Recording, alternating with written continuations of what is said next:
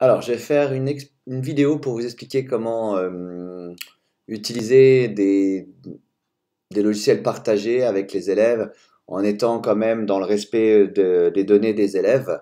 Donc, je vais essayer de ne jamais utiliser d'adresse mail élève et de nom d'élève. Alors, c'est un peu compliqué à faire, mais normalement, pour l'élève, lui, c'est totalement transparent. Pour le prof, ça demande à peu près une dizaine de minutes de préparation, quoi.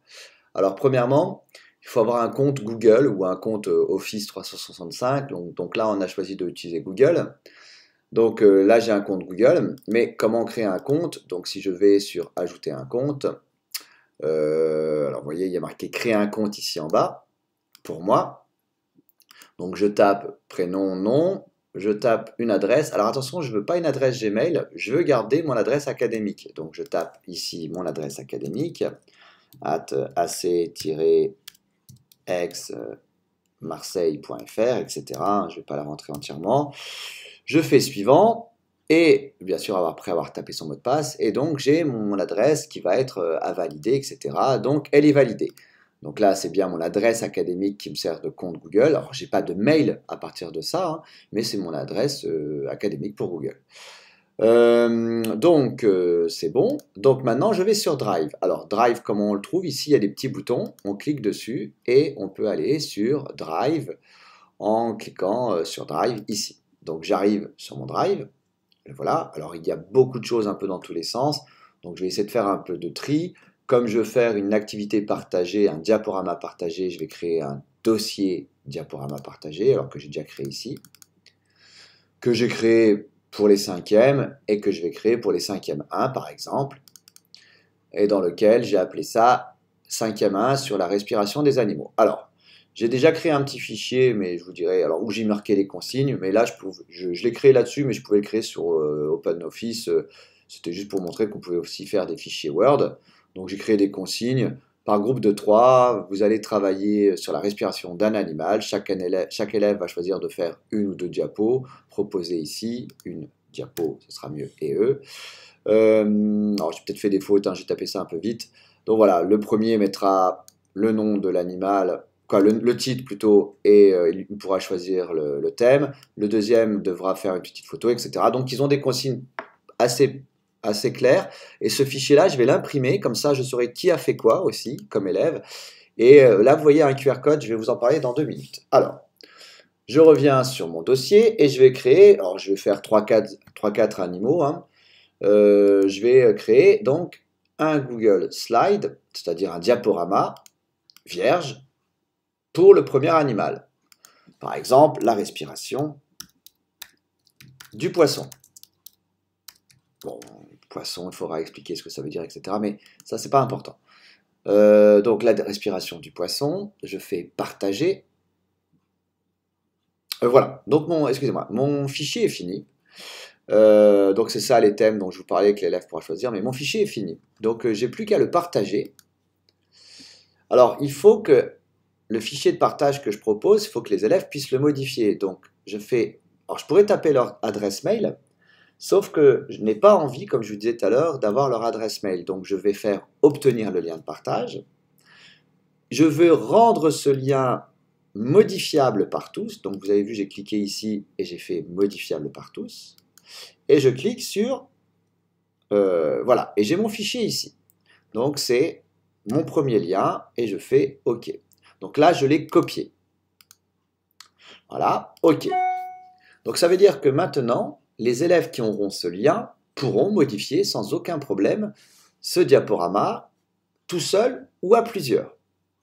Alors, maintenant, il faut qu'ils aient ce lien. Alors, comment leur envoyer ce lien? On peut leur envoyer de différentes façons, hein, avec Tomata, avec un dossier document sur le serveur, ou bien aussi en créant un QR code. Alors, Google Chrome permet d'avoir une petite application qu'on appelle The QR Code Extension. Donc, vous tapez The QR Code Extension, et vous arrivez sur cette page-là, où ce sera noté en vert, additionné à Chrome. Alors moi, c'est marqué supprimer tout simplement parce que je l'ai déjà installé.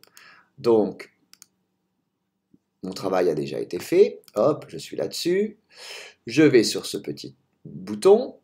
Et j'ai besoin d'éditer un QR code. Donc je vais faire éditer un QR code. Et en fait, ici, là, apparaît le lien que j'ai copié d'ici. Alors je veux vraiment être sûr, je regarde, hein, partager, je fais à nouveau copier, je vais dans QR code Generator, je fais coller. On est bien d'accord, hein, vous voyez, c'est pas exactement le même, là c'est marqué sharing. Donc, et ici apparaît mon QR code. Je fais copier, enregistrer l'image sous. Voilà, je le mets dans mes bureaux, sur mon bureau par exemple. Et ensuite, je le mets là-dessus en le déplaçant. Donc je le prends, je le glisse sur le bureau en faisant ça tout simplement. Vous voyez, je le glisse et il est sur mon fichier. D'accord? Ça, je l'imprime pour le groupe 1. Et je vais faire maintenant la même chose pour le groupe 2. Donc j'enlève le QR code puisque ce n'est plus bon. Je vais créer un nouveau diaporama. Google Side, hop, présentation vierge. Cette fois-ci, je vais travailler pour un nouvel animal. Je vais faire présentation, respiration chez le criquet, par exemple.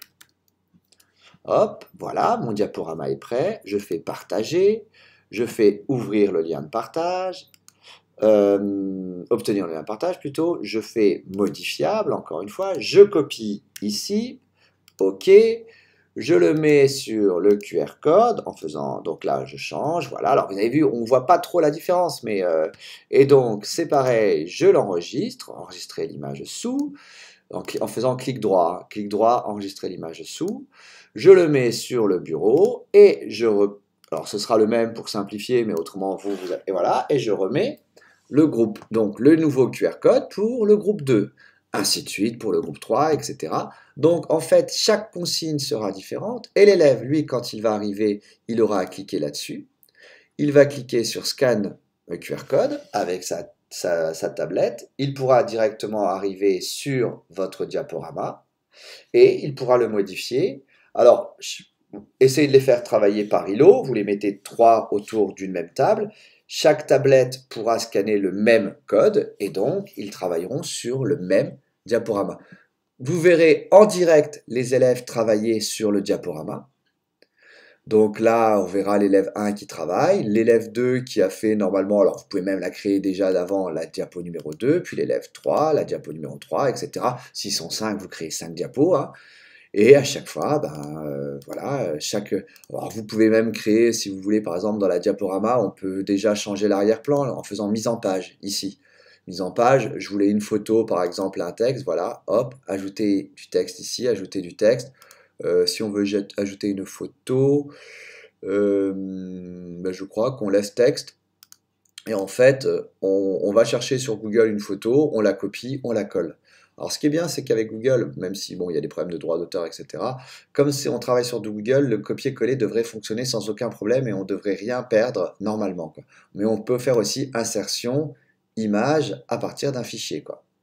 Image à partir d'un fichier ou à rechercher sur le web. Regardez, par exemple là, si je fais image, si je cherche la branchie, hop, que je prends ça, que je le colle là, normalement, j'ai la photo de la branchie qui va apparaître, bon, peut-être un peu trop grosse là, mais voilà, elle apparaît ici dans mon diaporama sans aucun problème. Vous voyez, donc c'est assez simple, et chaque élève, je répète, peut travailler, donc il y en a un qui travaille sur la diapo 2, etc., et on va voir que tout se fabrique en même temps. Ce qui est génial aussi, c'est que les élèves n'ont pas à savoir où est le fichier, parce que alors, s'ils veulent le travailler chez eux, c'est un peu plus compliqué parce qu'il leur faut l'adresse mail. Mais vous pouvez le mettre, par exemple, sur Pronote. Mais autrement, quand ils voudront le présenter, le prof aura sur son dossier toutes les présentations de tous les élèves parce que c'est lui qui les aura fabriquées, quoi. Donc, c'est quand même pas mal. Et vous avez vu, ça m'a pris à peu près 4-5 minutes.